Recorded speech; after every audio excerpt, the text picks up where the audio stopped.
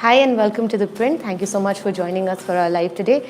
Today we ask the crucial question as Congress releases its manifesto for Haryana, whether the promises that the Congress party is making in the two poll-bound states of Haryana and Maharashtra will work for it.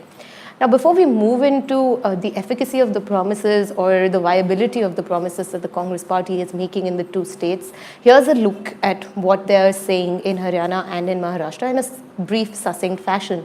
So in Haryana, they're offering a 75% job quota for local residents of Haryana, of course, but in the private sector. They say that anyone who signs a deal with the Haryana government, a private entity, will have to inevitably offer 75% of the jobs to the local residents. In Maharashtra, at the same time, the private job quota is at 80%. Now, both the promises are aimed at tackling unemployment in the states, which has been on the rise lately. Then, of course, there are a lot of freebies that are promised in the Congress's manifesto in both states, including allowances.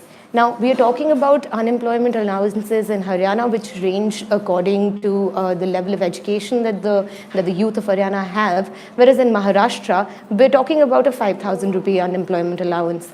Then there's an old age pension in Haryana. Moreover, they're also talking about giving an allowance to pregnant women and a 33% reservation in Panchayati Raj states. In Maharashtra, on the other hand, considering something that has been the mainstay of the Shiv Sena's politics in the state, which is the Sons of the Soil ideology, the Congress-NCP alliance is also offering to set up a Marathi language university. Now, the thing is that for the Congress, both the polls are very crucial. In both states, it's battling en masse defections. It's also battling a crippling sense of factionalism. In Haryana, we have seen that senior leaders like Ashok Tawar, who was one of the most prominent faces of the party in the state, has resigned, and its former finance minister, Sampath Singh, has also quit to move on to the BJP.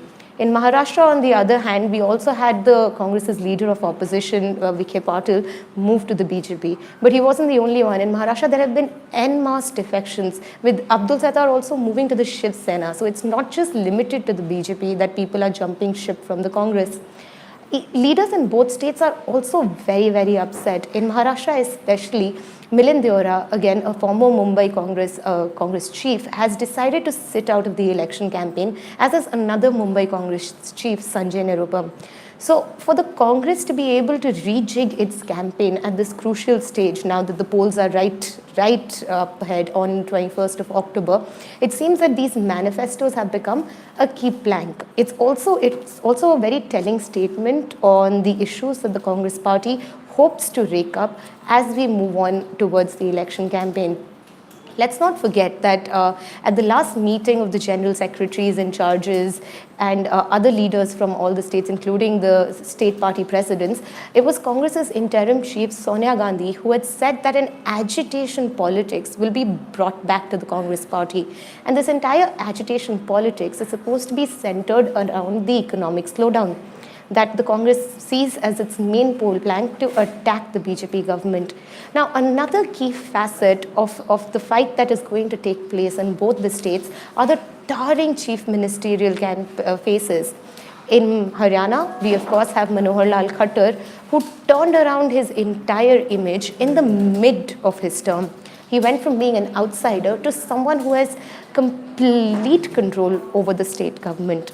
Similarly, in Maharashtra, we had Devendra Fadnavis also do a similar kind of turnaround. Now, initially, his reign was also marred by caste politics and the entire Bhima Koregaon incident, which looked as if it was going to spiral out of his control. However, at this point in time, Fadnavis has only managed to consolidate his position in the state. So, do join us for this live. We will be taking your questions as and when they come.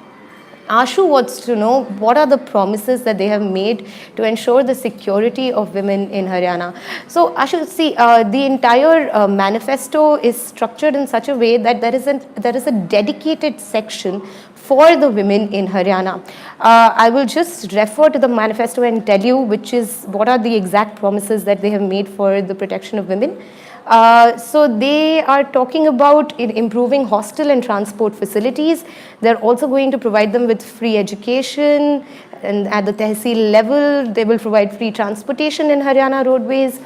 33% reservation, of course, in all Haryana government jobs, and free, in a similar model as what the Delhi government has done, free ride for women passengers on Haryana roadways, 3,500 a month for pregnant women, birth of the child, till the birth of the child, and 5,000 after the child turns 5. So, see, the Haryana Manifesto is basically targeting the mobility and the upliftment of women. So it targets education, it will target, it will of course target mobility in terms of providing free transport. Okay, Ayush wants to know, will the BJP's internal strives help Congress in Maharashtra and Haryana? A very, very good question, Ayush. We have seen a similar kind of situation playing out in Haryana BJP as well, where leaders are very upset because they are feeling ignored by the seniors in the party. But can it actually help the Congress party? We have to consider the fact that the Congress is driven with its own factionalism in Haryana and Maharashtra. So for Congress to actually be able to capitalize on the factionalism that the BJP is facing, they will have to first fix their own house. Can they get that under control? As of now, it seems that they are splintering and crumbling upon themselves, even as they try to address the problem of factionalism. There are many leaders, even now, who say that that seniors in the party did not give them their due, and that there was undue influence of certain leaders in both the states when it came to the selection of candidates for the upcoming polls. Parul wants to know what are the new elements they have introduced this time in Haryana specifically.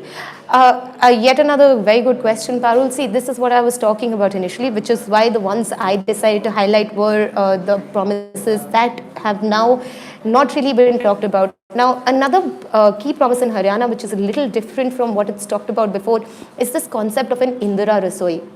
So what they want to do is that they want to go by the model that they had introduced in Karnataka, where they set up canteens that will provide subsidized food. Now, subsidized foods in form of thalis for workers, laborers. In Haryana, Congress leaders are actually saying that they're talking about such a canteen in each and every tehsil.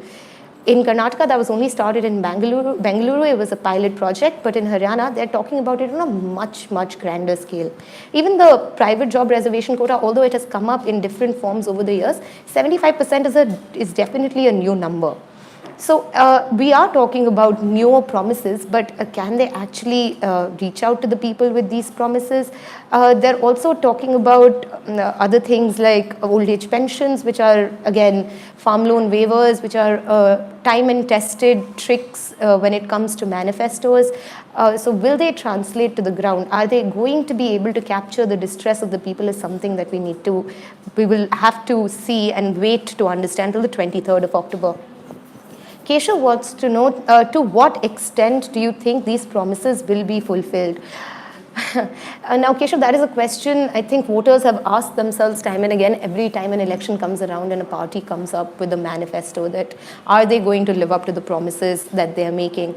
We have in the past seen that there are certain governments that actually work towards it, whereas there are others who sometimes cannot fulfill all the promises.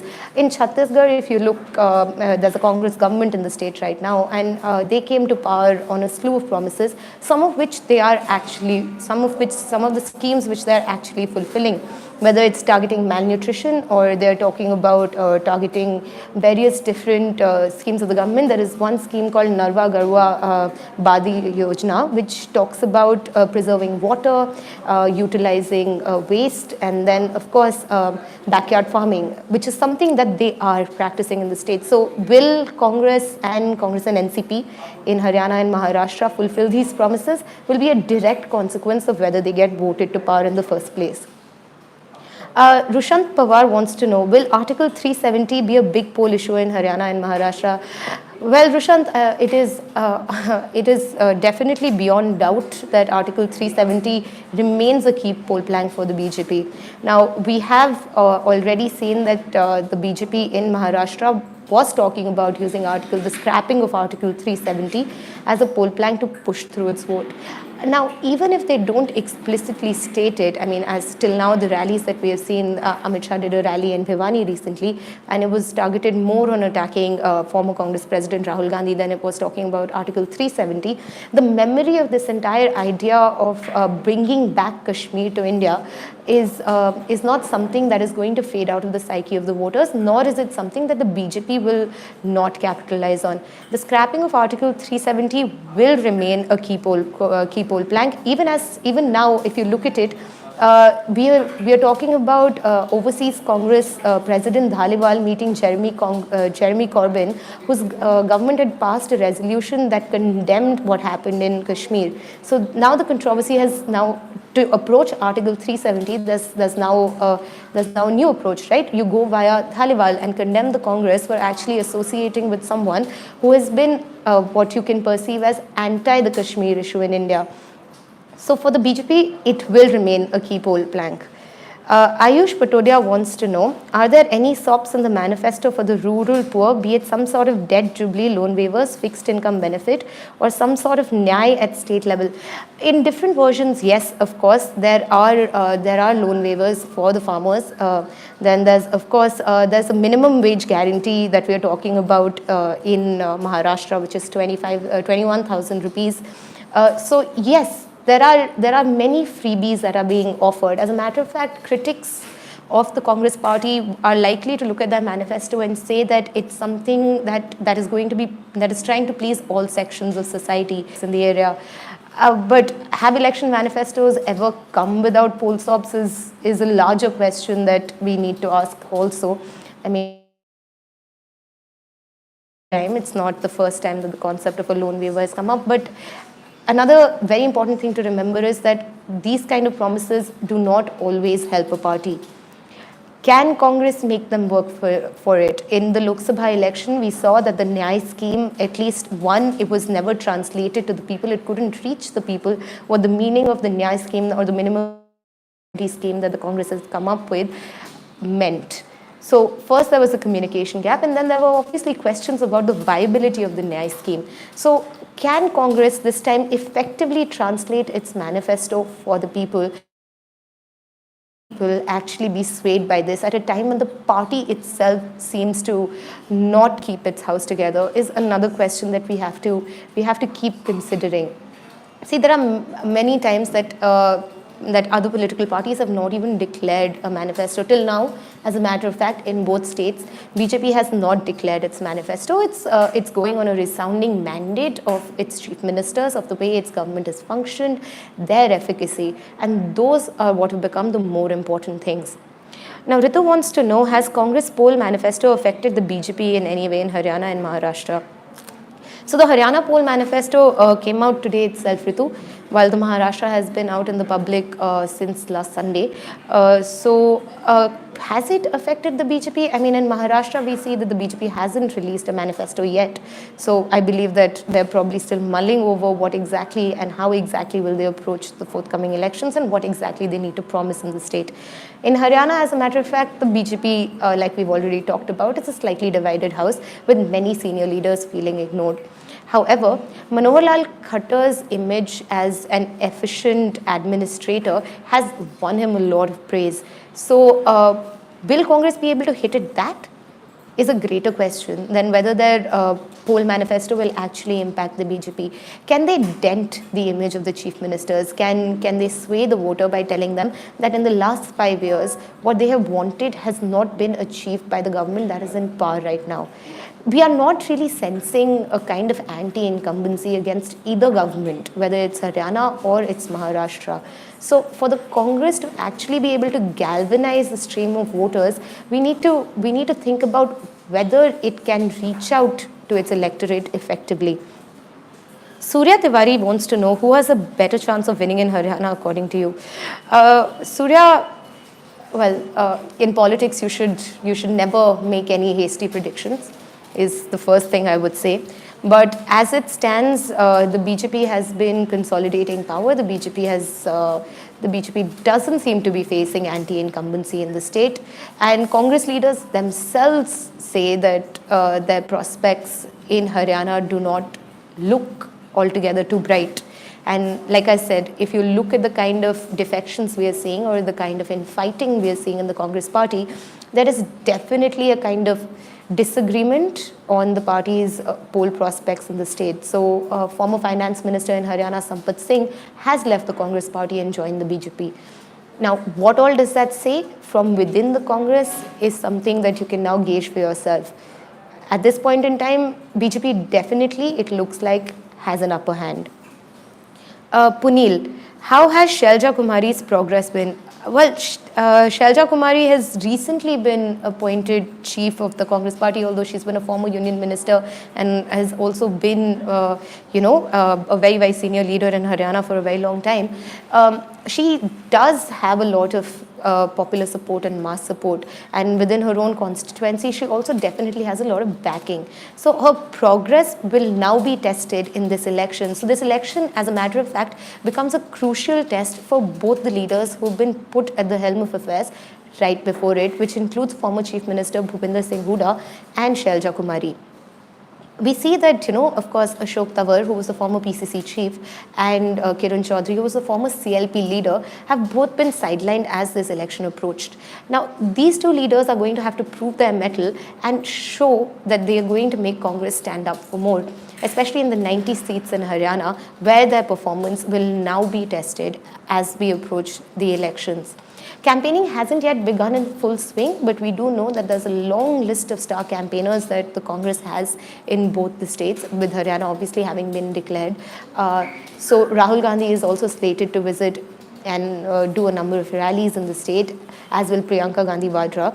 So can these people actually create an image that they can capitalize on? Can they win back the Haryana votes that they have lost? I mean, in Haryana, the crucial question is that Manohar Lal Khattar came to power by consolidating what we popularly call the non-Jat vote. That is everyone who belonged to every other community, but not the Jats. Now, Bhupinder Singh Hooda is a very, very popular Jat leader. And Shailja Kumari, of course, is a very, very prominent Dalit leader. So now, can Congress, while using this formula, which has been its go-to for decades now, consolidate the same kind of vote and win back the voter that BJP actually took away from it in 2014 is what we are going to look at. We also can't forget that the 2019 Lok Sabha elections also saw Congress being completely routed in both the states. Now, can they make it work? Can they win back their voters on the assembly level? Yet again, that is something that will be tested within the next couple of weeks. Ayush Patodia wants to know, will the economic malaise become a more central factor in these elections in contrast to the previous elections? Like I mentioned, Ayush, Congress's interim chief Sonia Gandhi has actually put it forth that the Congress needs to take to agitation politics, that the Congress has to now make a ground level push and connect with the voter very, very directly and engage in a one-on-one perspective. But has the economic slowdown become an issue? Who all are feeling the effects of the economic slowdown? Can we see the Congress launching rallies and movements on it? Not yet, unfortunately. Although the dates were set between 15th to 25th of October for their agitation politics across the country, where they intended to revive Mahatma Gandhi's vision of a satyagraha. There is time, according to the dateline that Congress had set, but who and what is the voter voting for becomes more important. So people like you become more important. Are you going to go and cast a vote because of the economic slowdown for the Congress? Do you see them as an alternative? Because even in the party, sometimes there is a feeling with at least for some Congress leaders, that in both the states, despite the fact that people are unhappy with the BJP, they are not viewed as an alternative. So that has been a tricky kind of situation that the Congress is trying to navigate. But yet again, can they fix that perception? Can they move beyond not being an option to actually being a tangible option? Will depend on how the party runs its poll campaign in the coming weeks. So this is basically a wrap of what exactly is happening in both the states. We have barely weeks to go for the elections. October 21st is when Haryana and Maharashtra will vote. October 23rd is when the results will be declared. Now, will Congress's manifesto sway the voter will depend on how effectively they can translate its benefits for the public. Till then, thank you for joining us today. For more interesting political debates and conversations, do subscribe to our YouTube channel.